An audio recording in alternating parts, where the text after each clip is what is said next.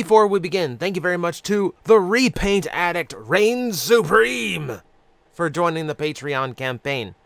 Yes, I am the Plastic Addict. Hi, hello. There is also a Repaint Addict out there who loves Transformer repaints. And I very much appreciate when they sign up to the Patreon campaign. I appreciate when anyone signs up to the Patreon campaign.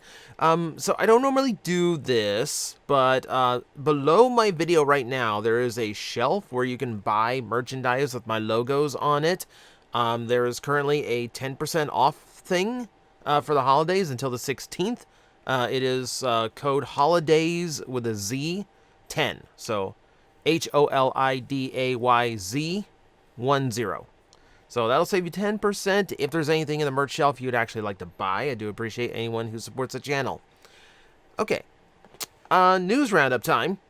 And the news roundup actually has a fair bit that we need to get through this week, including the announcement of the next Hasbro Pulse fan stream for Transformers. It's tomorrow. So as usual, once that is finished, I will be recording my own thoughts and reactions to all of the reveals. And just let you know what I think, because it's always a grand time to talk about some brand new Transformer stuff. If I can get around to it, I want to do a bingo card for these one day. Just like a bingo card. Center space is the word convert, and then I have to come up with the 24 other spaces around it. But just to have a little bit of fun with the fan stream. We might do that next time. I might need time to think it up. But no, fan stream on the way. That will be tomorrow's video, so stay tuned. Now, let us begin with the actual Transformer news of the week. So, we had a teaser coming out at Cybertron Fest Singapore 2023. They are going to be showing off what they call a fall item, even though we're approaching winter now.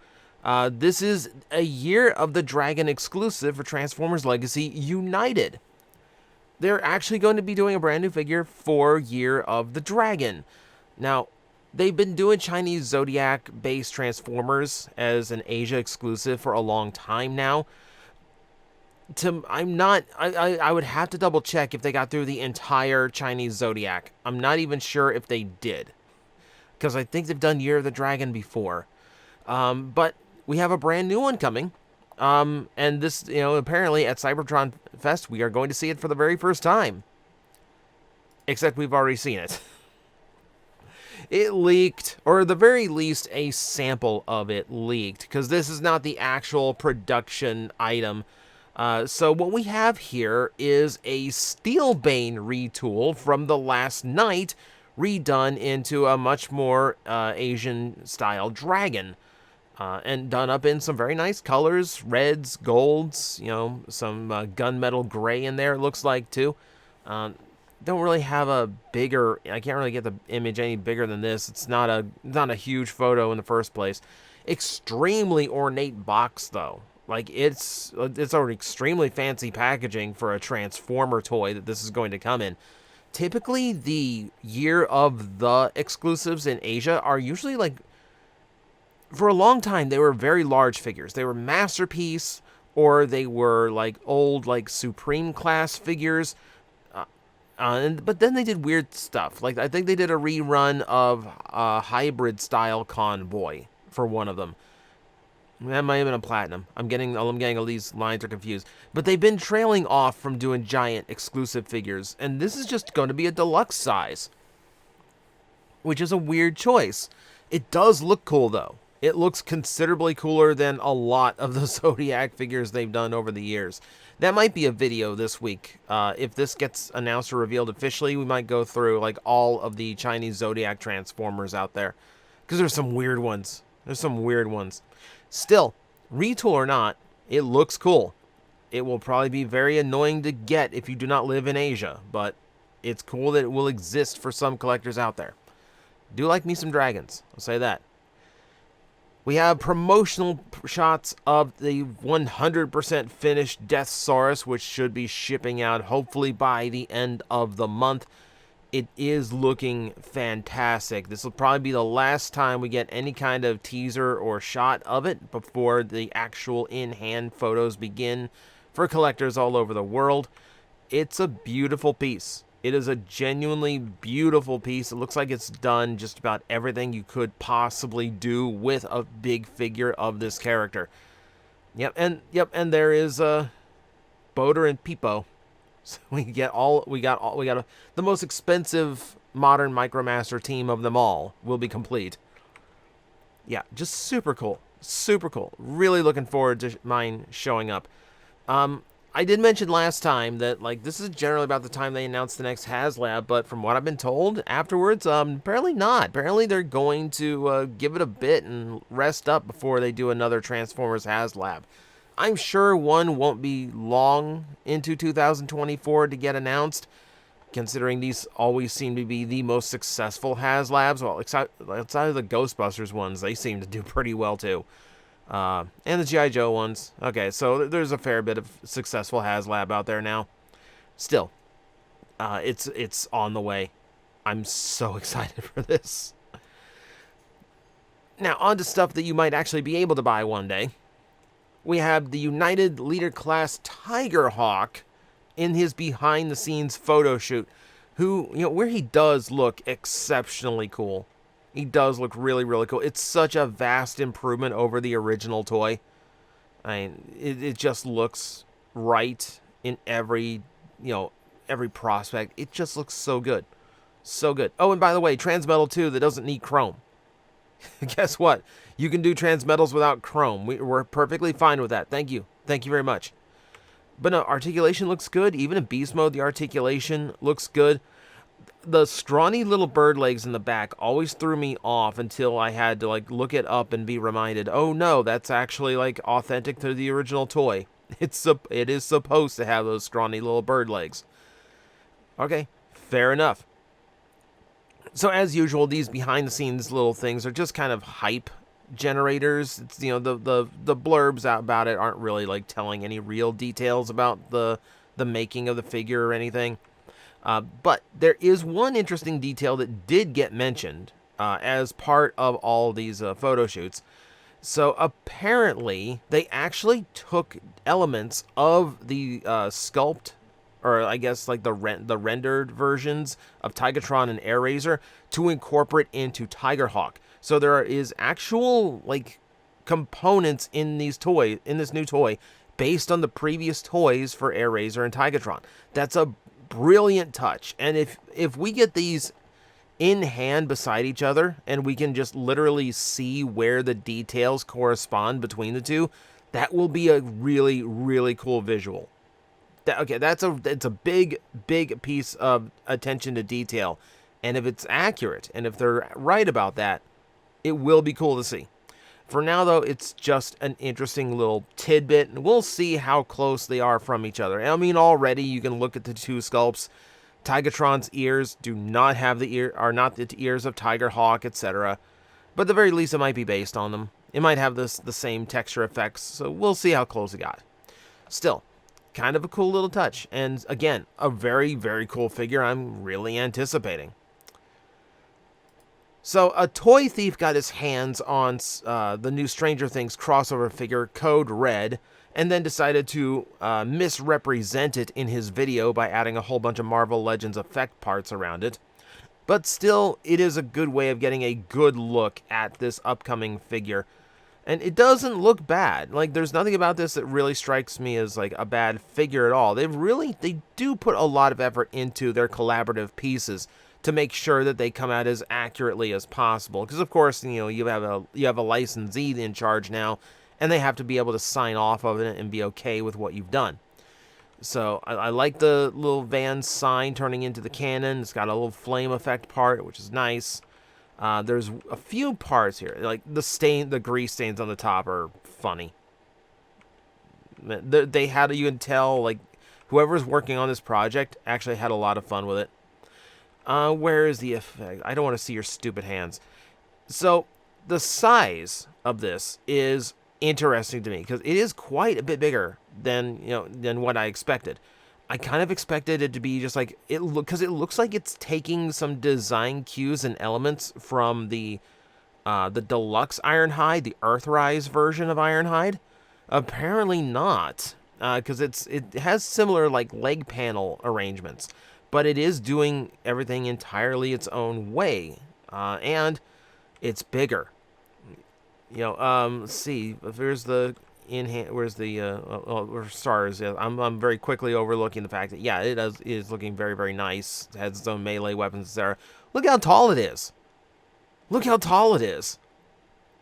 And if you put it next to like Voyager Ironhide, and I like that Voyager Ironhide toy, man, it's night and day. I mean, it's a van that turns into a Voyager class robot that is obviously a Voyager class robot. Not where Ironhide, where you have to justify it with design complexity and solid parts.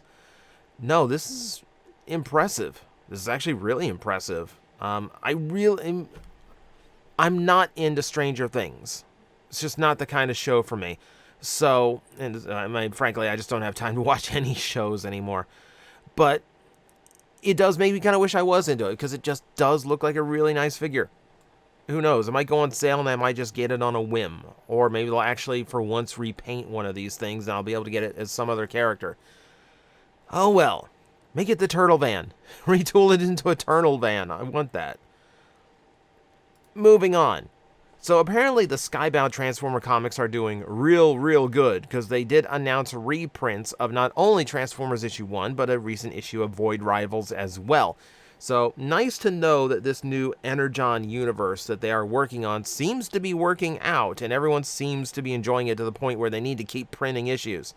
So again, nice shot of Starscream and Ratchet. Very classic style Transformer art. Really like the look of this one.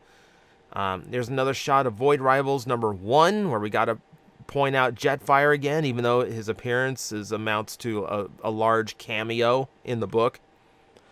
There's the Skuxoid from issue 2. Love that. Here's what I love. And remember, it's issue number 5, and it is the 5 Faces of Darkness. I love that. I absolutely love that.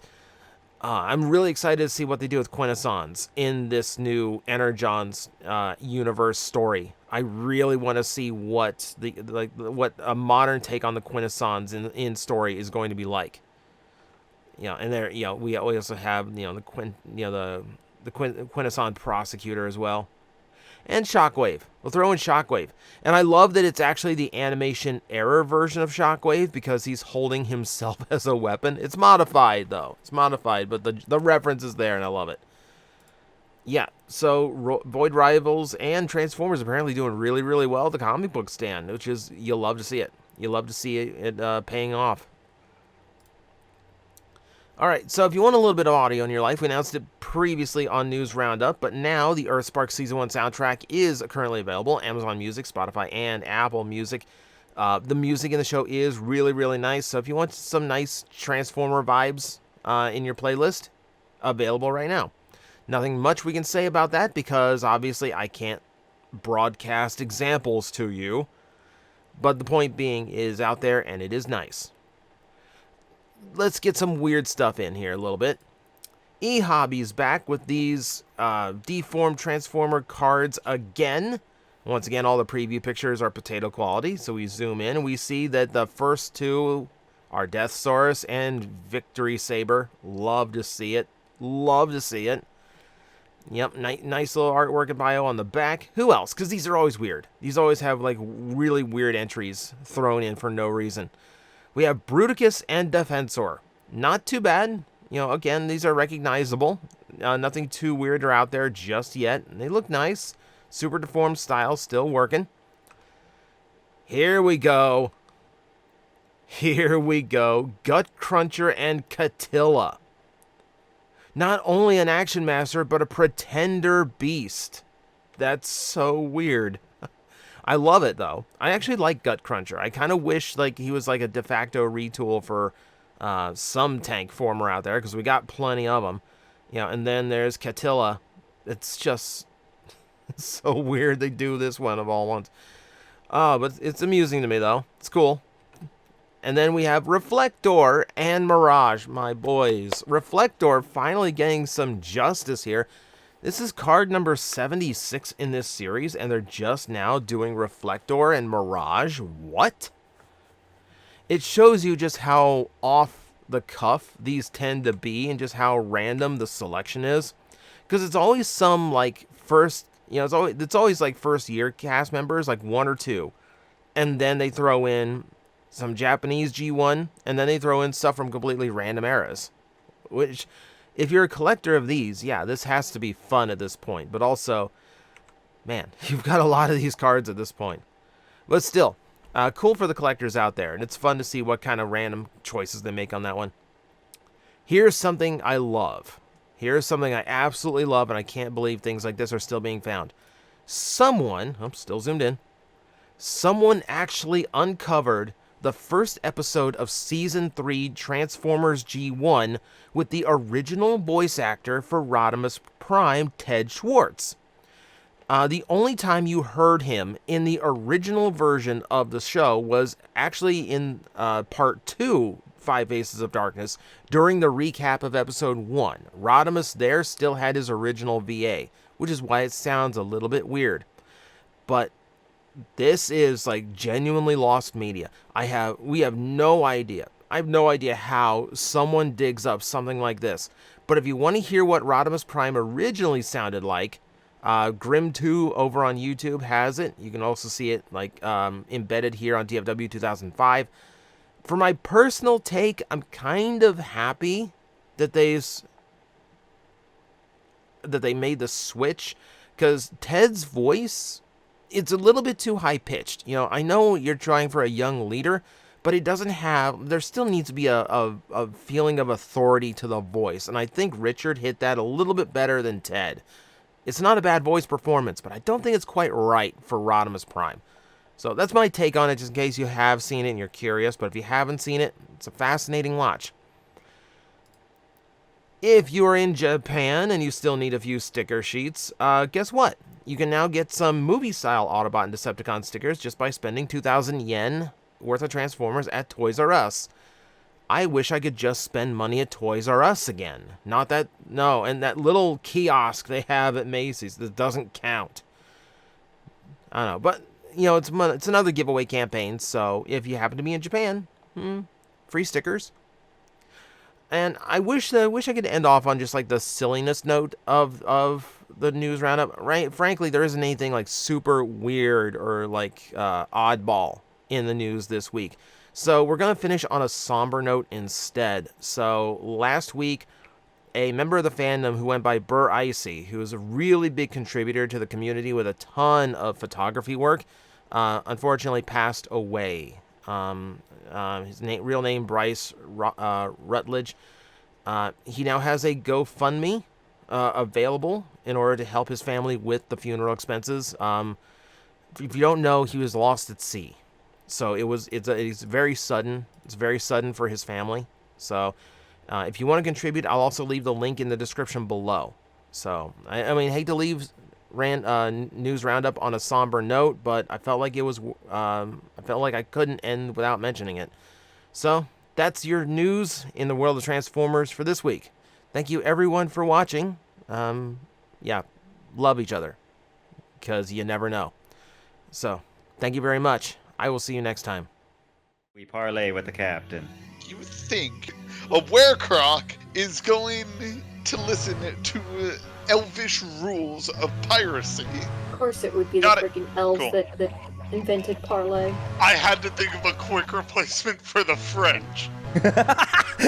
Oh.